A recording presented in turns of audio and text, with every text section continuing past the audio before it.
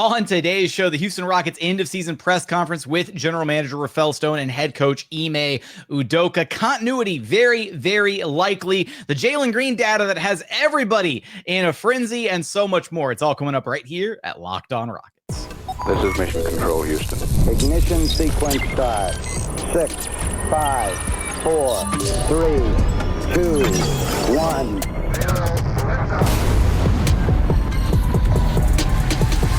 What's up and welcome to another edition of Locked On Rockets, your daily podcast home for everything Houston Rockets basketball. As always, I'm your host, Jackson Gatlin, native Houstonian and credentialed media member. I'm also the host of Locked On NBA Thursdays. Be sure to follow along wherever you listen to your podcasts or on YouTube. Just search Locked On Rockets, where the best way you can help us grow our shows to listen every single day on a podcast platform you're choosing. And then be sure to like, comment, and subscribe on YouTube. And as always, thanks so much for making Locked On Rockets part of your day every single day, whether it's on your way to work, on your lunch break, in the gym. Thank you so much for being an everydayer.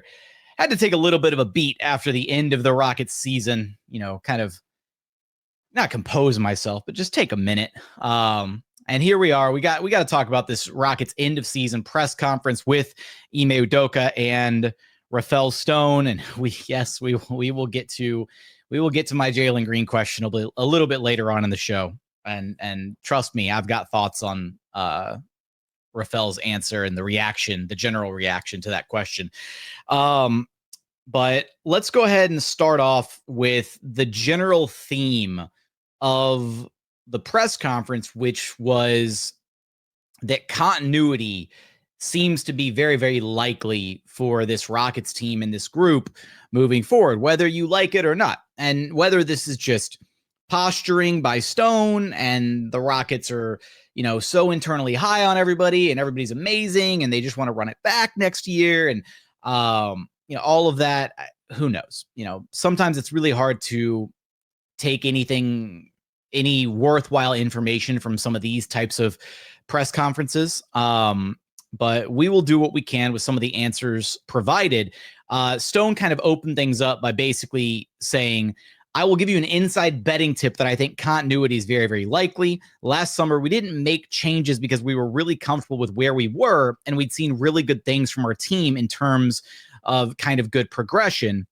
And I think we saw more of the same this year, so I think the bar to make changes is very high. Then both Stone and Udoka did go on to talk a little bit more about continuity later in the press conference. I'm going to run that clip back right now. I mean, I think all things being equal, continuity is great. Sometimes they're not equal, and we made a big addition to our team this year in Steven Adams. We acquired him at the trade deadline last year, but he wasn't playing, and I think we all believe that was a really, really helpful addition. And so I think continuity for continuity's sake isn't what we're trying to achieve. But I do think, especially given we have so many young players that we think are internally improving, I think it's easier for players, it's easier for people to improve and to feel good in situations that they're comfortable in. So continuity helps with that. I think from a coaching perspective, you're not trying to bring somebody up to speed, and obviously there are guys who are just so high IQ that it's all really quick, but there's lots of effective players where it takes time, and so the more continuity you have, the less you have to do some of that. So again, all things being equal, continuity is great, but the goal ultimately is to build a championship team, and if we think that there's a move or a series of moves that make it more likely we will be that, then we would ignore continuity and we'd do those moves. Yeah, I would say for me anyway, it's we talked about going into year 2 and the goals, and understood that everybody was going to be much better in the second year, and so we kind of hit the ground running as far as that. To this point, only the addition of Steven was there, and I think it really was a big part of us jumping out the way we did this year, and so that continuity is good, no doubt, but you've seen teams make a lot of moves and they feel like they need to get over the hump, and Doncic is added or Butler is added, and sometimes it works, sometimes it doesn't, but we always felt comfortable about what we had here and that we take this step this year. Continuity. Now, that's a very lawyery way of Rafael to kind of bounce around and basically say, we'll make moves if we think they're the right moves. We'll keep things the same if we think that there's nothing available to make us better. And that's why it's really hard to actually get any like quality, worthwhile information out of these press conferences, because Rafael's a lawyer and he's never really going to tip his cap. And organizationally, right, you want to believe in the young guys, and to their credit, right, the Rockets have shown a vast amount of improvement, right, to go from 41-41 to becoming the second seed in the Western Conference, winning 52 games, and they could have probably won significantly more than that, right, had they not gone on their little 6-game slide, had they not punted on the final 3 games of the season. Like this team was probably on pace to be a 55-56 win team if a couple things break a little bit differently, and a lot of that, to their credit, had to do with a lot of the young guys growing up and getting better and you know, outperforming expectations and, you know, across the board, right? Alperen Sengun got better. Thompson got better. Jalen Green got better. Everybody up and down the roster got better this season compared to last season. And that's why you saw them take such a significant jump. How much better can all of the young guys ultimately get, right? Is there a player on this roster that is capable of taking that star leap, right? How much better can Alperen Sengun get? How much better is Jalen Green capable of getting? More on Jalen in just a moment. How much better can Thompson get, right? We're starting to see him just in year 2, right? Kind of coming into his own in that playoff series against the Warriors. And there's, you know, very high hopes internally within the Rockets organization and externally from the fan base, right? That Thompson is the player on this roster with the most true kind of superstar upside potential, with his blend of just innate physical gifts and attributes and his basketball skill and ability, and the fact that he's like a robot that just, you know, absorbs information and then, you know, digests it in real time and then gets better and better exponentially so quickly. So yeah, there's a lot of optimism across the board that these young guys are going to continue to grow. And then there's also guys like Reed and Cam, right? Reed Shepherd, saw very little of him in his rookie season, unfortunately. And then Cam Whitmore, maybe one of the pieces with the most untapped potential up and down this Houston Rockets roster. And Ime Udoka did go on to say a little bit later on that they do have kind of plans to utilize Reed and Cam more next season. He basically said, his quote specifically was, you can kind of project that based on what they've done this year and where they've grown in certain areas. Obviously it's a long summer with summer league and all those things. You get a chance to learn and grow. And obviously we have plans to use them more next year. So that's exciting to think about.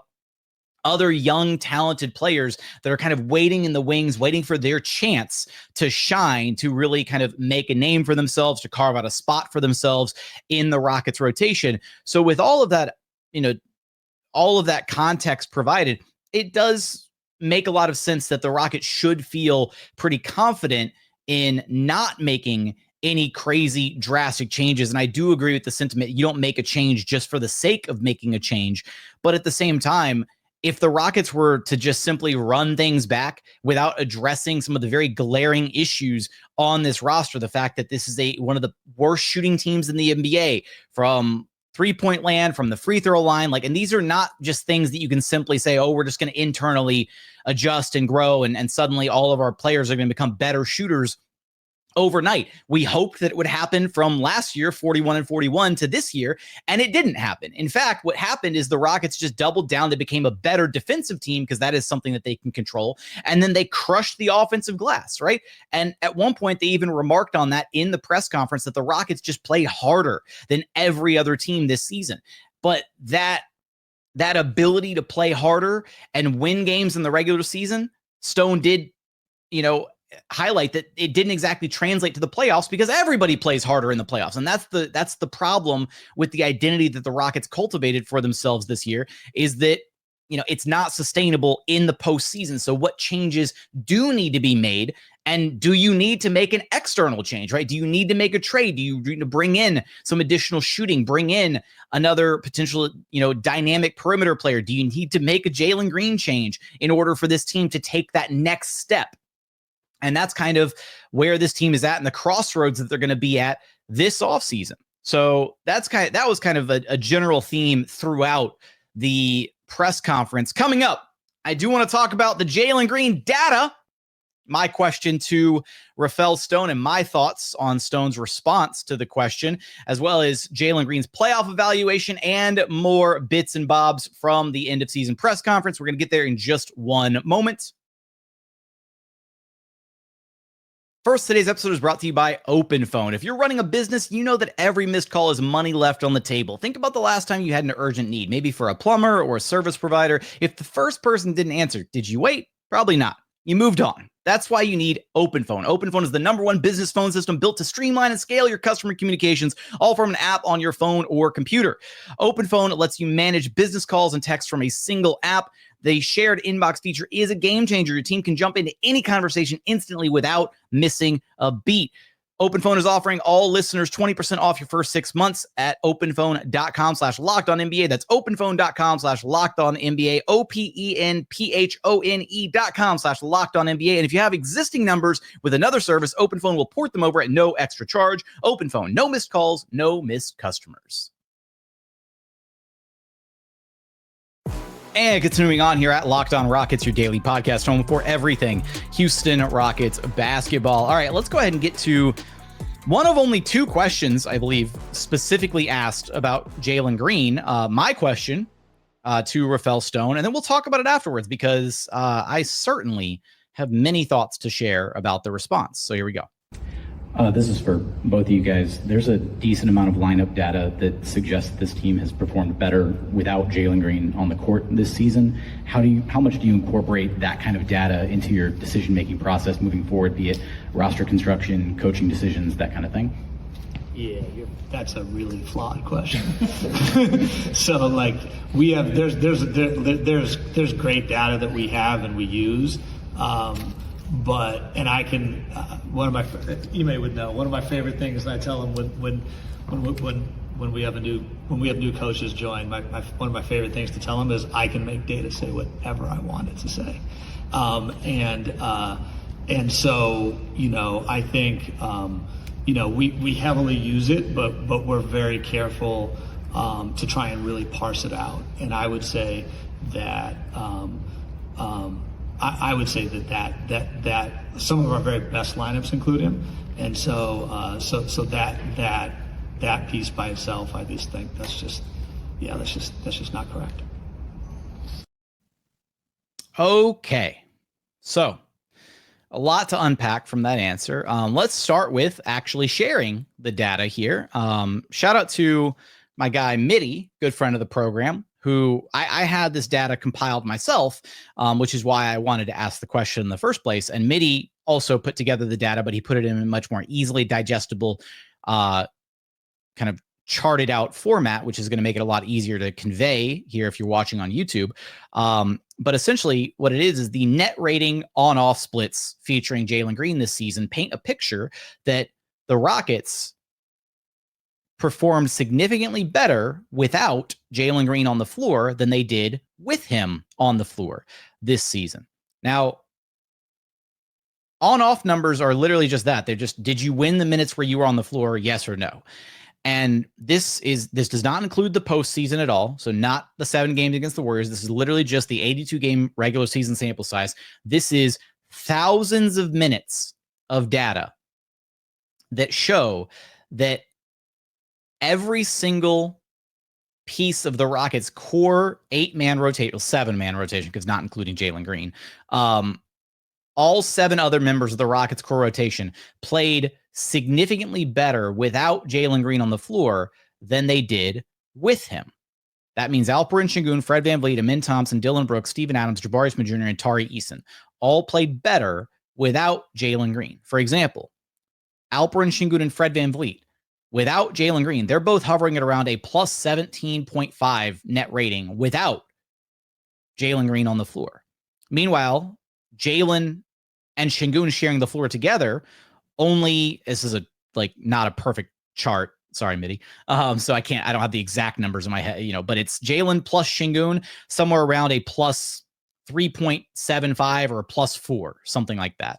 Jalen plus Fred just below a plus 2.5. It's not good. And that's the problem here, and is that it's not this information doesn't necessarily say that Jalen Green is a bad player, but it paints the picture that the Rockets are that much better without him on the floor. Is Jalen Green the piece that is holding back everybody else on this roster? And that's kind of the question at play here. And, you know, when I asked this question to Rafael, I'll be completely honest, I was really disappointed in his answer and how he chose to answer this question, because rather than actually answering the question, which he didn't, he instead chose to attack the premise of the question by saying that it was flawed. Maybe I'm biased here because it was my question, but I don't think it was flawed, right? The data is the data. It says what it says. And if we have access to that data, if media and fans have access to that data, then the Rockets absolutely have access to that data. It's just simple on-off stuff. Now, as part of Stone's answer, right, he did say that we have great data that does this, that, and the other thing. If they do have great data, if they have data that suggests or that can be provided as a counter argument to the Jalen Green on-off net rating numbers, then why not share it? I'm not asking the Rockets to share their secrets or spill any of the secret sauce or their, you know, advanced numbers behind the scenes, whatever. But as the general manager running a basketball franchise, you would think that he might have one or two numbers off the top of his head that he could reference rather than just saying, we have great numbers, right? The numbers are great behind the scenes. Source, trust me, bro, they're great, right? That's kind of the vibe that it felt like. And maybe the most wild part of the answer, though, was him admitting to the fact that he can fudge the numbers to say whatever he wants. So who's to say he's not behind the scenes fudging the numbers to make Jalen Green look good? Because again, this data set, the on-off numbers, this isn't some magical like, oh, I'm fishing for numbers that are going to make Jalen look bad. No, the numbers are the numbers. If there was an overwhelming amount of data and numbers that suggested that Alperen Sengun didn't improve his teammates and then he actually held his teammates back or made them worse on the floor when he played his minutes, I would be asking the question about Alperen Sengun, not Jalen Green, but that's not the case. The data doesn't do that. You can't make the data say that Jalen Green makes this team better. You can't. It doesn't work. And I'm not even a numbers guy normally. Like, I don't sit here and like pore over spreadsheets or advanced stats or analytics or any of that. I'm much more of an eye test kind of guy when I watch games.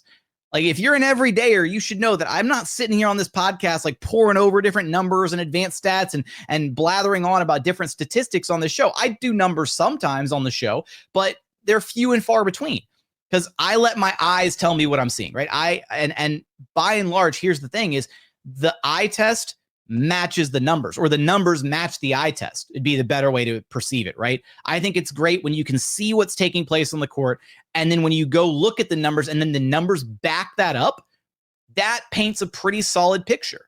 And look, I understand from his seat, from his perspective, like Stone has to deflect this question, right? He can't admit to it, oh yeah, Jalen struggled or we've been better without it. Like, I wasn't looking for that, but even something akin to, oh, we're still bullish on Jalen, or we're really proud of the development and growth that he has shown, and we think the future's still really bright for him. Like, any of that would have been better than whatever it is that we got. In fact, the answer that we did get was more telling than if he had just kind of given a more canned, generic kind of GM-y answer.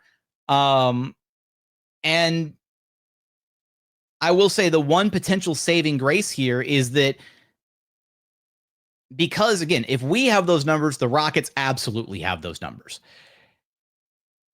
And I would hope that what this means is that it's all just posturing and that, you know, Stone deflected the answer the way that he did because they don't want to damage any remaining trade value Jalen Green may or may not have going into this offseason, despite his poor playoff performance and his kind of up and down play throughout the year as is, because they fully intend on trying to move him this offseason.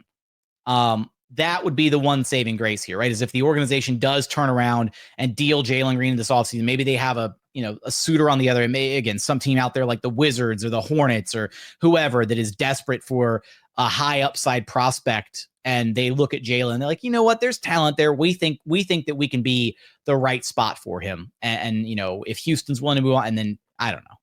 I'm not going to hold my breath, but that would be the one potential saving grace here. And I will say, the reaction to this question, I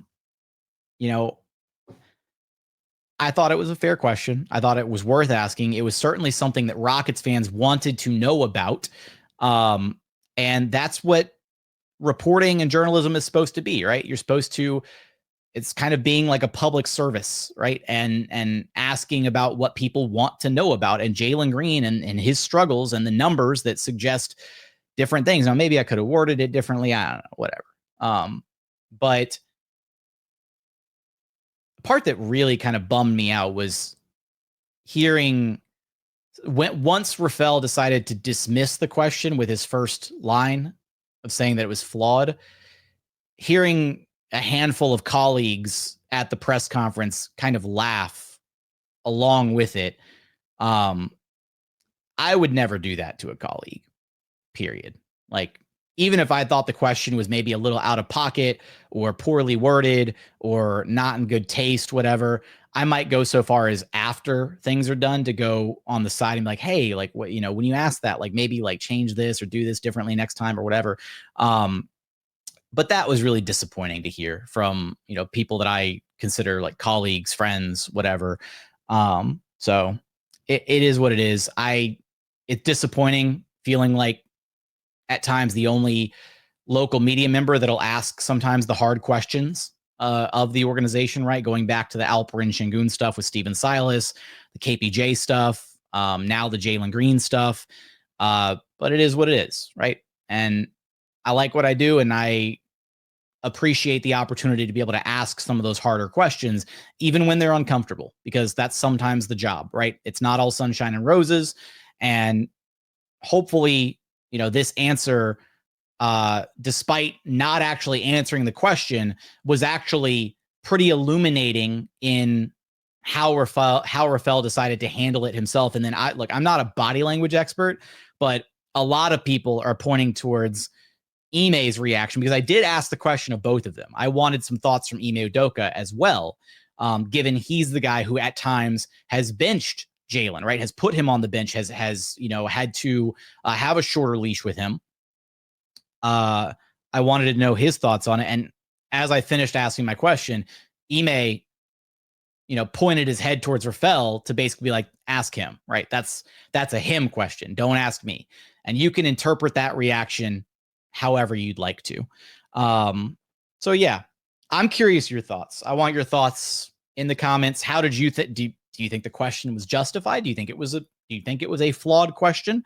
Did you appreciate the question? Let me know, because I'm always looking to improve. And if the question needs to be better next time or asked differently, then I will work on it myself and try and figure out the right approach to take next time. But I am very curious all of your thoughts on that and kind of what the data says and what you think you'd like to see the team do moving forward. Coming up, I do want to share one more segment as both Stone and Udoka shared some thoughts on Jalen Green's playoff performance. So I've got that clip to get to, as well as final thoughts from this presser. We're going to get there in just one moment.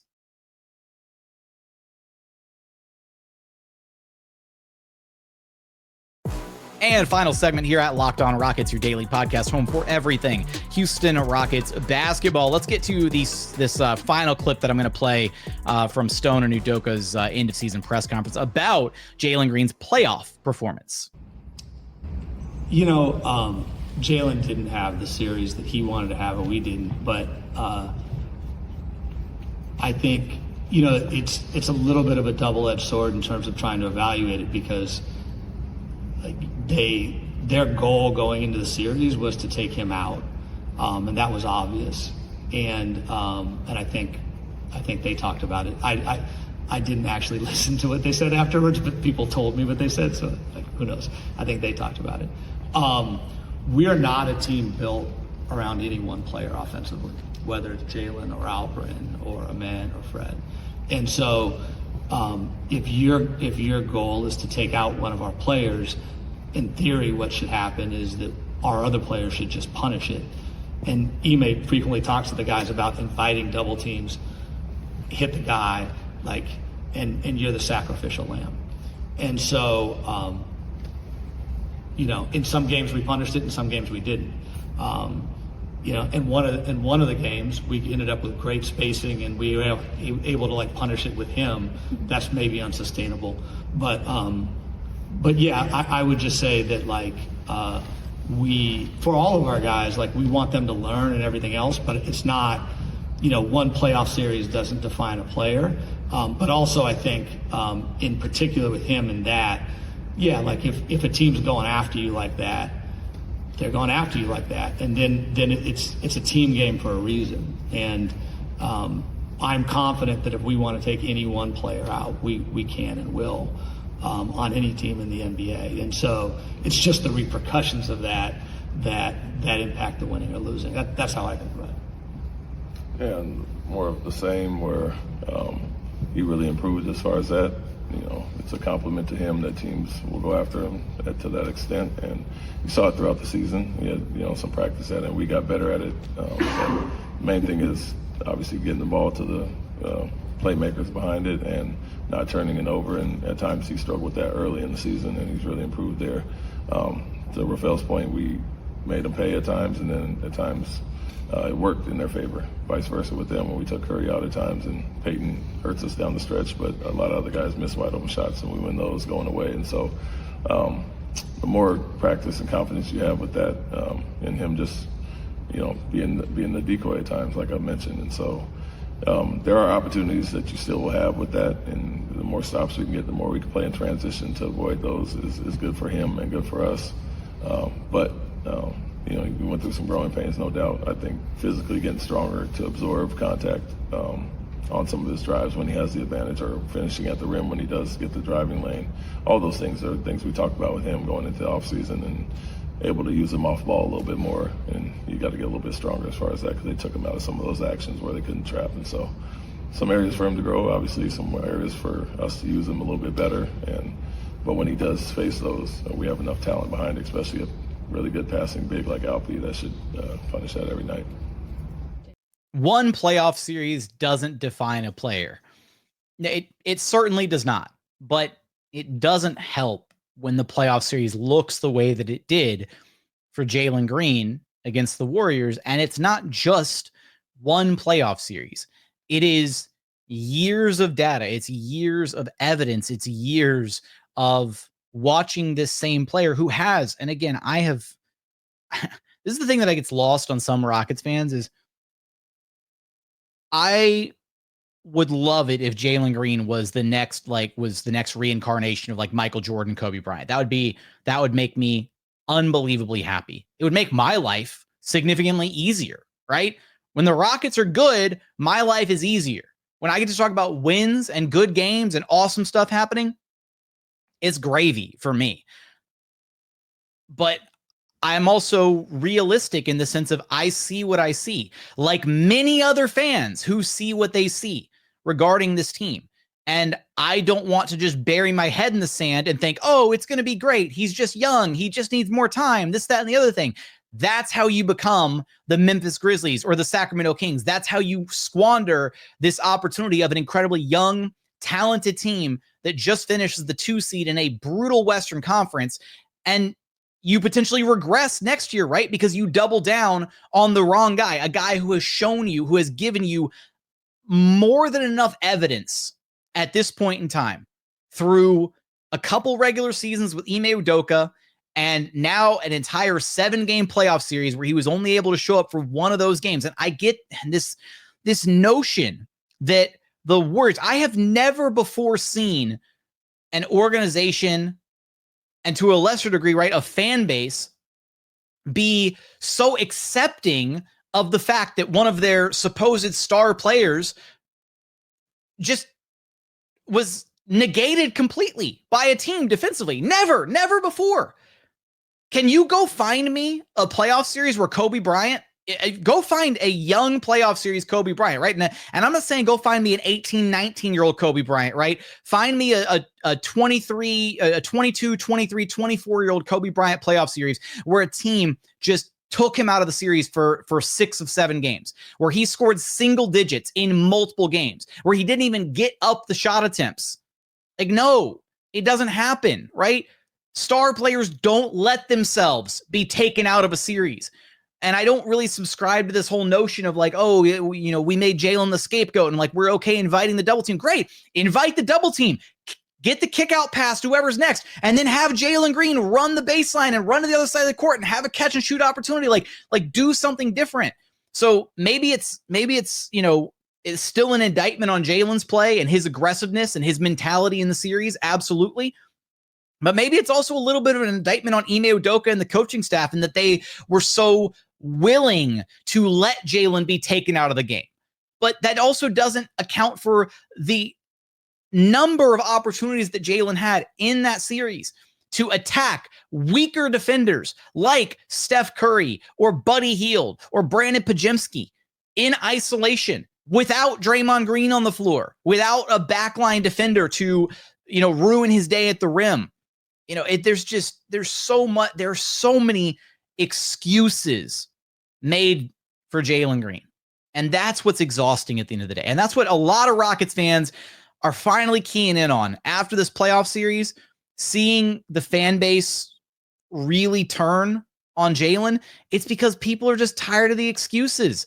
It's just constant excuses. Last year, after year 3, it was he needs another year. It was wait until year 4. Year 4 is going to be the Jalen Green leap year. Year 4, he's going to be an all-star. This, that, and the other. When does it end? Does it end after year 5? After year 6? After year 7? At what point do you take the data that you have? At what point do you have enough to evaluate to say he's just not that guy? And that's where the Rockets are at with this Crossroads. They have an incredibly gifted team. They have a great set of young players and the right core veterans to put around those young players to continue being an elite team. They've got a legit defense. They've got all these different parts. If they had even a remotely league average shooting guard, you know, to plug in place of Jalen Green, you know, and that's, and again, I don't want to take away from the individual growth that he had, because he has grown considerably from where he was in the Silas era, growing as a defender, growing as a playmaker, becoming more consistent. But that growth has been so slow going. And the way the Rockets are designed, this idea that the Rockets offense isn't built around any one player. It's not built just around Jalen or Al P or Fred or Amin or whatever. Like, I get that in theory, but you need a guy who can go get you the buckets. You need a guy who is a walking bucket. That was literally what Jalen Green was drafted to. That is his role on this Rockets team, is to be the tough bucket getter. And he literally wasn't that for the Rockets in the playoffs. You need a guy like that. Championship teams have guys that you can just give the ball to and say, go get us a bucket in isolation. And Jalen Green couldn't do that even against Buddy Hield or Steph Curry or Brandon Pajemski.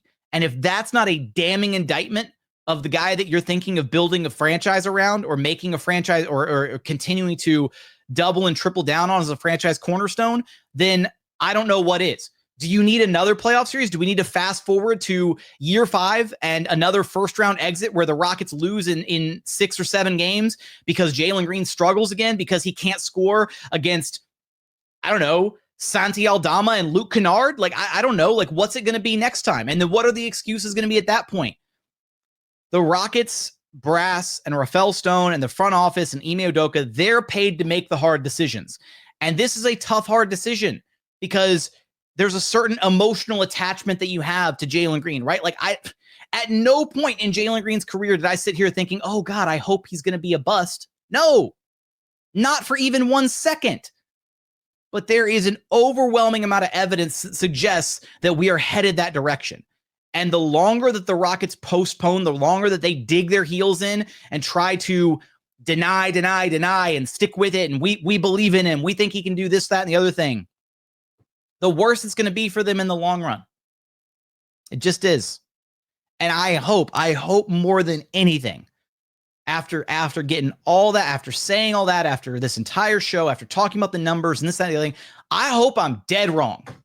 I will be the number one I will be the happiest person if I'm dead wrong. If Jalen Green becomes an all-star, future first ballot Hall of Famer, all NBA or whatever, I will be ecstatic, because it means that the Rockets are in a great position to contend for titles and make this team a championship contender again, all that stuff, right? It answers all the questions about this team. That's your killer. That's your go-to. That's your closer, whatever. Maybe he does learn from this experience. And maybe the subsection of fans who are just saying, be patient, stick with him, he's young, maybe they're the ones that are right. Only time will tell. But Lord, I am not, the numbers are not in y'all's favor. It does not look good right now. And again, I hope more than anything that I am wrong. Because look, when I'm wrong about something, when I'm wrong about something negative like this, that means good things for the Rockets. I don't want to be right about this. I don't. So take that. If you're going to put it at whatever, take that. I do not want to be right about this situation with Jalen Green. I hope that I'm wrong. I hope he becomes an all-star. I just don't see it. And lots of people don't see it. But unfortunately, the people that need to see it maybe don't see it. And that's the Rockets themselves. So that's going to do it for today's show. I want your thoughts on the press conference. Didn't get to a ton of the different talking points from it. You know, there were a handful of other little things here and there. But give me your thoughts on the press conference. Give me your thoughts on the Jalen Green situation, all in the YouTube comments. The press conference is available on the YouTube channel. So if you didn't catch it in its entirety, it's there. You can go see it for yourself and then come back and share thoughts. But as always, thanks so much for checking out the show. Remember, the best way to help us grow the show is to listen every single day on a podcast platform of your choosing.